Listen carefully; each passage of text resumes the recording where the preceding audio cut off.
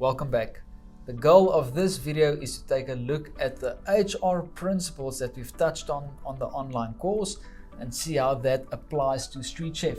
So in Ntando, there's basically three key laws that I believe every single business should have across the world. Firstly, leadership.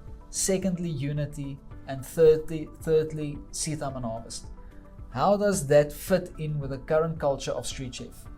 So I believe leadership, we're fairly established in terms of, who makes the final decisions.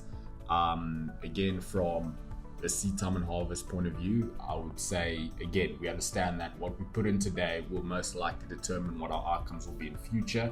And then, sorry, can you just repeat the third one is unity. Unity. Yes. And yes, I believe, as a team, we are committed to our core vision, which is, a street chef in every kitchen.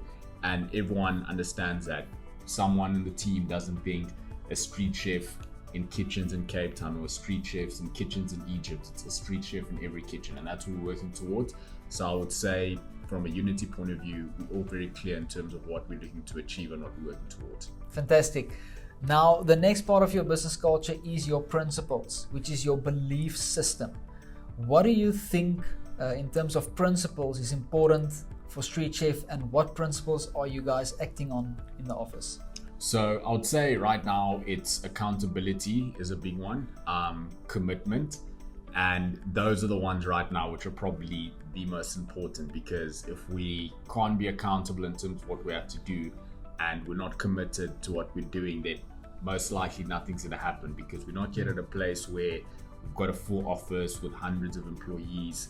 It's just three partners, and every single one of us has to be accountable towards what we're doing, which takes up a bit of responsibility. I don't know if you can include that as a principle. And as well, we literally have to be committed to those, because without being committed to it, then the outcomes won't be seen. Sure. And in terms of an ethical business culture, moral ethics, what's your stand when it comes to an ethical practice in your business?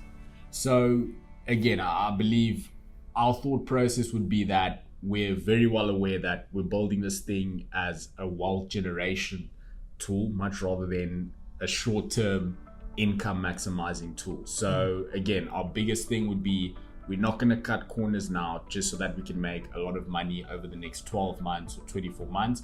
But we do understand that if we do this right, we don't take shortcuts, cut corners, this can actually be something which we can utilize to generate a lot of value as well as build wealth. And wealth wouldn't just benefit us as, the partners and the founders, but wealth which could also benefit everyone else who comes into contact with what we're building. Excellent. The next part of your HR is your employment.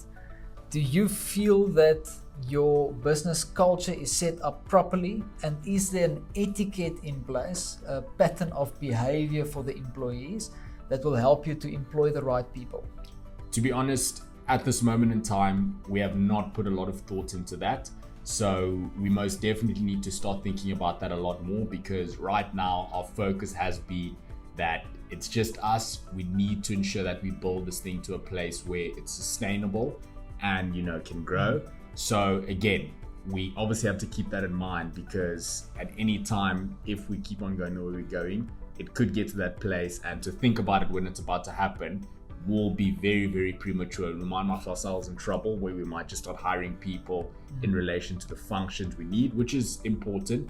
But also it's very important to have a culture which you look at when you hire people, because that in turn affects what the business becomes and how the people kind of carry themselves within that work environment. Sure, very well put. I was just about to say, rather get it in place sooner rather than later, before it's too late.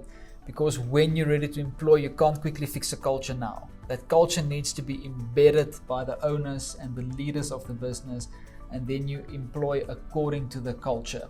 So if I can give you some advice, make sure the culture is properly set up now on a strong foundation, so that when people join the business, they have to fall in and fit in with the culture. Right, and then lastly, teamwork. How do you, as shareholders, the three owners of the business, work together as a team? I would say in relation to our functions, we work fairly well. Again, I would say I'm personally responsible for the marketing as well as the operations, and then the other shareholder would then be responsible for in terms of the product and the platform itself, and then the other shareholder would then be responsible for the financial management or tracking at this moment in time. So I would say we work fairly well, but at this moment in time, not all the functions require the same amount of effort. So it might come across as some people are doing more than others, but I would say that's where we currently find ourselves right now. We would be better able to have an objective viewpoint as things go on and as the platform grows in relation to who's actually pulling their weight and who's not pulling their weight. Sure. Just a quick side note, the main thing that makes business so difficult is when you have to deal with other people. That's why the biggest part, or the biggest thing that's so difficult about business is people. It's really sometimes complicated. It's like personal. You get into each other's faces and spaces, and the list just goes on. Clear communication and respect for others, treating people fairly at all costs, very important. I will see you in the next video.